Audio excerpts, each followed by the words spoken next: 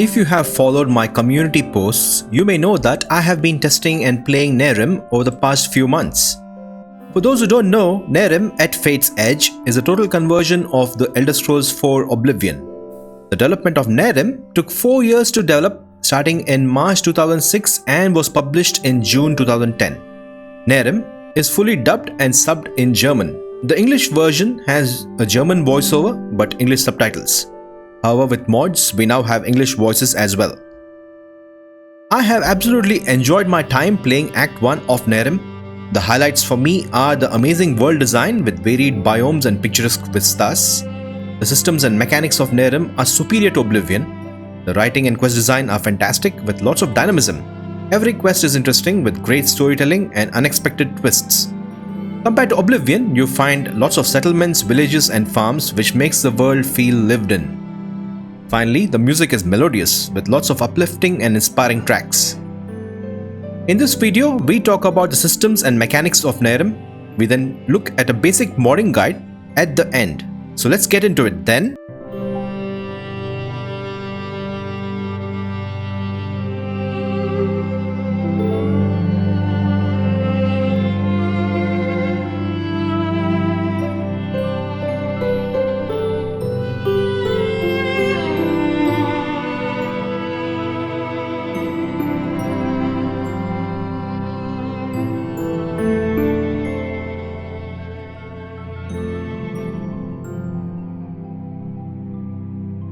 Nehrim, like Sure AI's project Arctwend, Miar Aranath and Enderal, takes place in the world of Vyn. As you can see from this map, Nehrim is a large continent with several climate zones and is located between Arctwend to the west and Enderal to the east. Nehrim itself is divided into 4 countries. The mountainous North Realm has the fortress city Khabate as its capital. Pine forests, ice and snow cover the slopes of tall mountains. The Middle Realm, with its powerful capital Erothin, is the heartland of Nehrim. Typical of this region are a moderate climate and deciduous and mixed forests. But there are hills and mountains and cultivated farmland all over. It is the largest and richest country in Nehrim. In South Realm, you find the port city of Ostian. Throughout the kingdom, a tropical climate prevails, characterized by beaches, coves and lush palm groves. To the west lies the Great Stone Desert. At the beginning of the game, the Middle Realm and North Realm are fighting each other. The South Realm is an absolutist theocracy that dominates and enslaves the people. We also learn about the Lightborn or the 7 gods who have some extraordinary powers. The motivations of these divine beings are unclear. Early in the game, the player character joins an order of mages whose goal is to remove the Lightborn from power. And thus begins an epic adventure that takes you to all the countries of Nehrim and other continents of Vyn as well.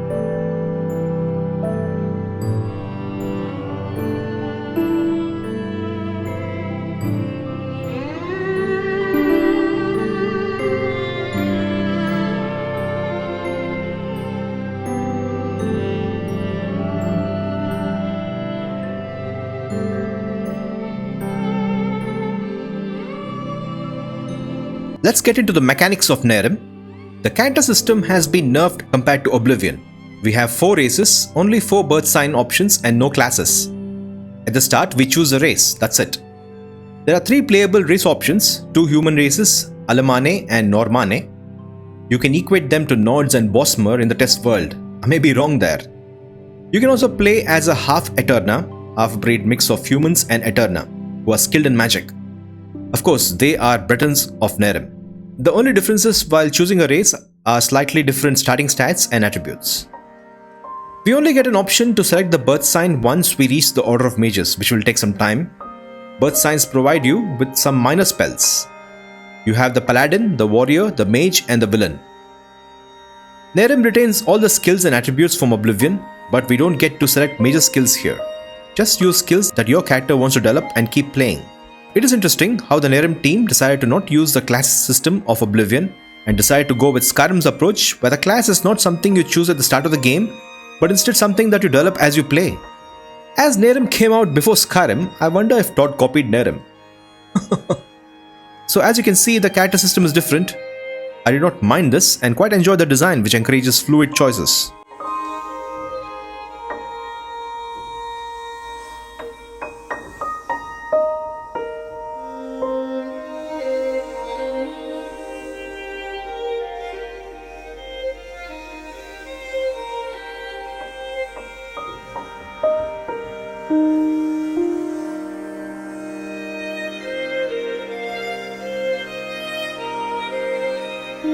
Oblivion's major skill leveling system is replaced by the global XP system. You gain XP for exploring, slaying monsters and completing quests. Once you've gained a new level, a red triangle will show up. Then you must access your inventory, click on your diary to spend extra points on 3 of your character attributes. The amount of points you can spend depends on the number of skill increases you gain between levels. I did not mind this change to a generic XP system really. We still have the Elder Scrolls system of using skills to improve them, so it's fine. Although you will have a tough time optimizing attribute leveling if you plan to aim for those +5 attribute modifiers. I just play the game naturally.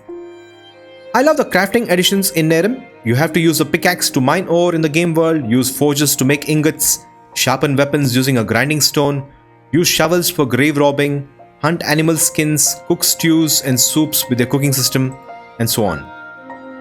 The armorer skill has been replaced by the crafting skill, which is governed by the endurance attribute. So if you want to max out endurance, it makes sense to train crafting. But I jump everywhere as acrobatics also improves endurance.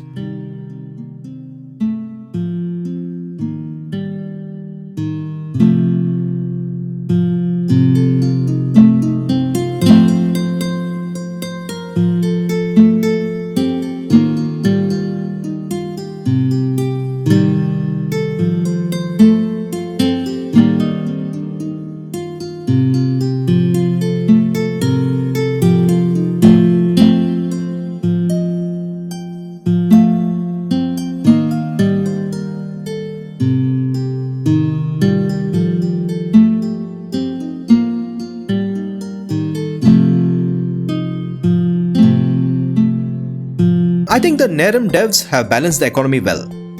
At level 10, there is a feeling of scarcity that would never be the case in Elder Scrolls games. All money you make is spent on spells, teleportation runes, skill training and more. I also love how they don't let the player fast travel for free. That is the most disgusting, unrealistic and anti-roleplay mechanic aired by Bethesda in Oblivion and Skyrim. I really hope they get rid of that in Test 6, but unfortunately, people have gotten used to it. And Tor does not believe in role-playing. What a shame. Anyway, in Nehrim, you have to spend gold and use an expensive rune every time you fast travel or teleport. Teleportation runes are purchased or found in the world. Skill trainers are found all over Nehrim, in major settlements and even in the wilderness. Come for further training? Every time you level up or read books, you get learning points. You can check the exact number of learning points in your diary. You can visit trainers, use these learning points, spend some gold and improve your character's skills. I would encourage to using them regularly to boost your skills. Skill training is a great cost sink and very useful for character progression. The enchanting and spell-making features of Oblivion are gone. Good riddance, I must say. They were a must-have in Oblivion to counter the awful enemy scaling of that game. The pre-made spells here are more interesting in Nehrim. For example, a frost spell may have a chance to freeze the enemy solid for several seconds. Spells are divided into 7 tiers, which are unlocked over time as the player advances in level. In my testing, I felt a clear sense of progression. We gradually get more powerful spells and the magic gameplay is extremely satisfying.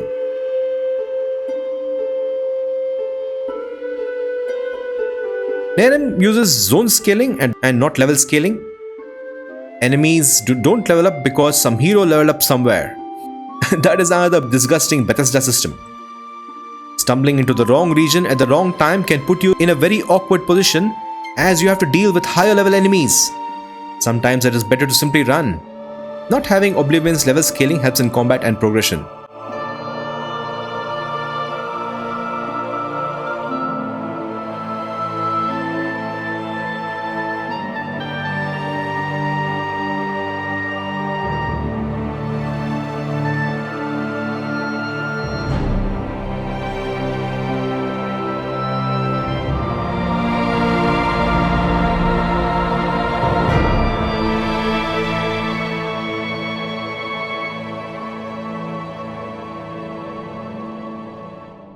Nehrim improves on Oblivion's weakness, especially terrain. I was very disappointed by how boring and similar the biomes were in Oblivion and how you could run a straight line pretty much everywhere, unimpeded by level-scaled monsters.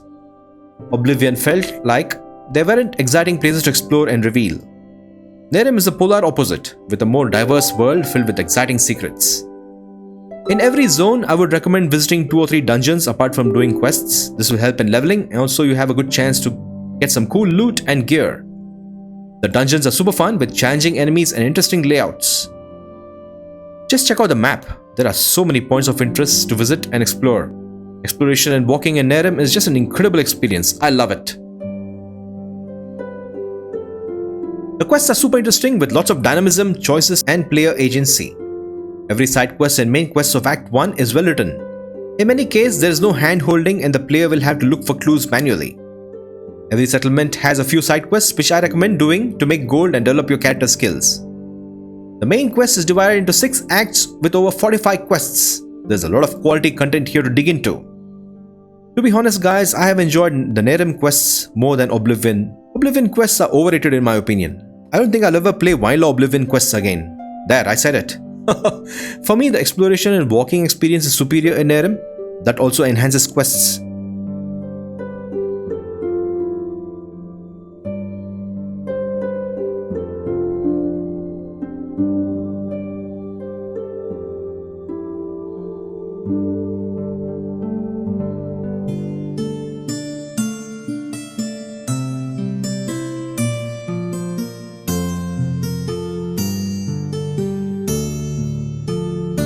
Let's get into modding Nehrim. Modding Nehrim is extremely important in my opinion, as you can add mods that address engine level bugs which lead to a more stable Nehrim experience. But do note, this is a 20-year-old Bethesda game using an unstable 32-bit engine, so crashes do happen, but we reload and carry on. Just follow simple rules like avoid saving during combat, don't use quick and auto saves, only create hard saves in safe locations when there's not much going on. I have played for many hours without crashing and also encountered 1 or 2 crashes in an hour, so your mileage may vary.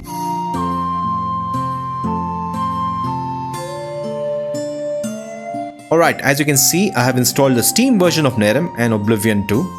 When you install Nehrim, you get a binary called Nehrim installer switch.exe.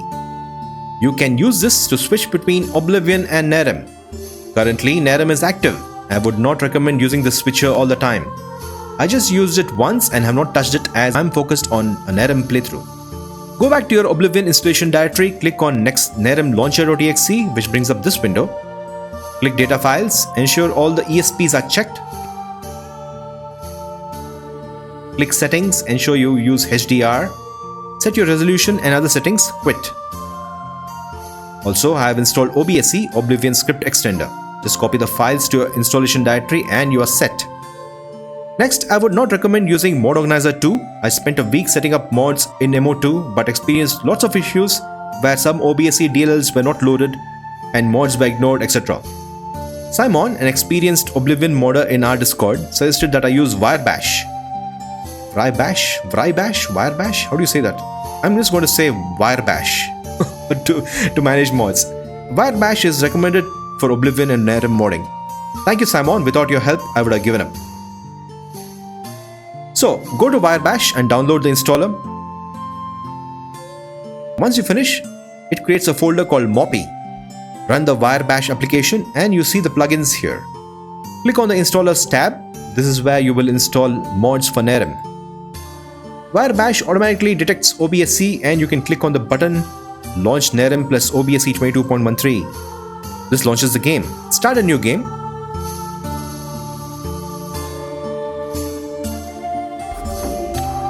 Select a test trace.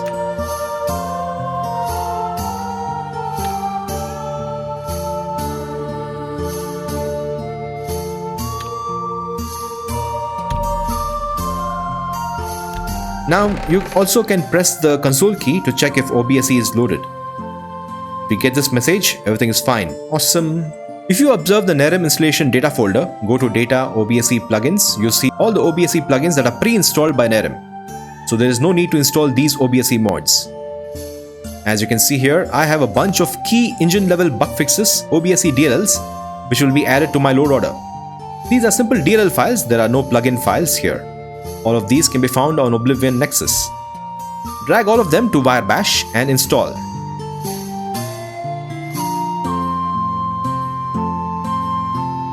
Done. All the OBSE DLLs are installed. You can verify by examining the data OBSE plugins folder. Just launch the game and create a new character or load an existing save to check if everything is fine.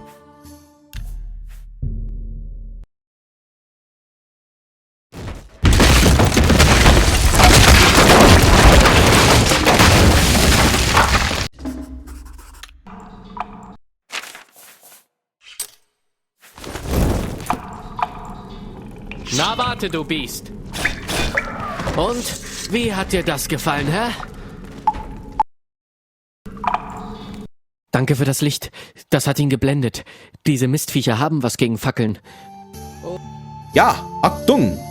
As you can see, the voices are in German, but we have English subtitles.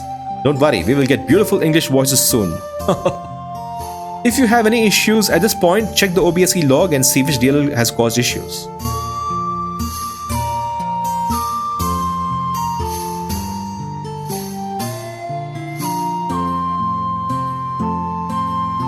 At this point, I have installed all the OBSE mods to the load order and have also installed a few key mods like unofficial Nehrim fixes, updated English translation, and the English voice mod. Just drag the mod archive into Wirebash and install. Let's test now. Just you wait, you beast! And? How did you like that, eh? Thanks for that light. It blinded him. It seems like torches really bother these beasts. Perhaps together we have a chance to get out of this hellhole. Amazing, we have English voices, yay! The mod that adds this is called Nehrim Complete English Voices from VA and EthanLabs.io by Oracus0, the author of Skygerfall. Alright guys, here is my final load order with all the mods installed. We have OBSE mods, visual enhancers, mods for Nehrim, and some UI mods. You can find all of these mods in Oblivion Nexus or Nehrim Nexus. Once all the mods are installed, you have to generate the LOD files, level of detail files. To do that, download a tool from Nexus called slowlodgen. Double click on the launch slowlodgen.bat, let it do its thing. This will generate two files in your Oblivion install folder, mergelord.esm and mergelord.esp. Refresh Wirebash and enable those plugins. Next, right click on the bash patch and click rebuild patch. Click build patch. Let's run the game and check out my load order.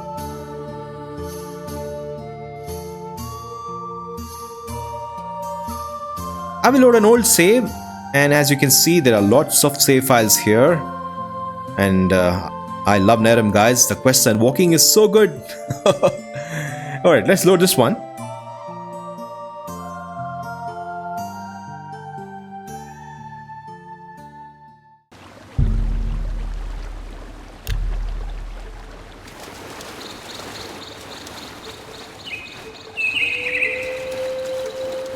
All the water effects added by Oblivion Reloaded combined, Orc.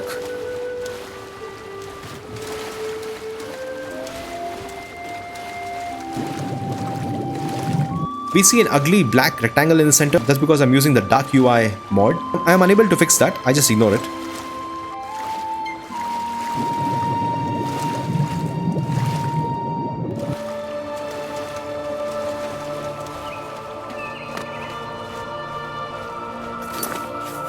For me, Dark UI is extremely important. Oblivion UI just hurts my eyes. So thus we have this Dark UI with a blue theme.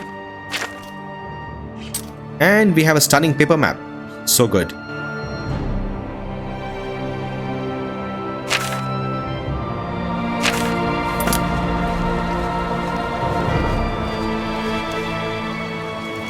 What a spot. As I said, I love Nehrim.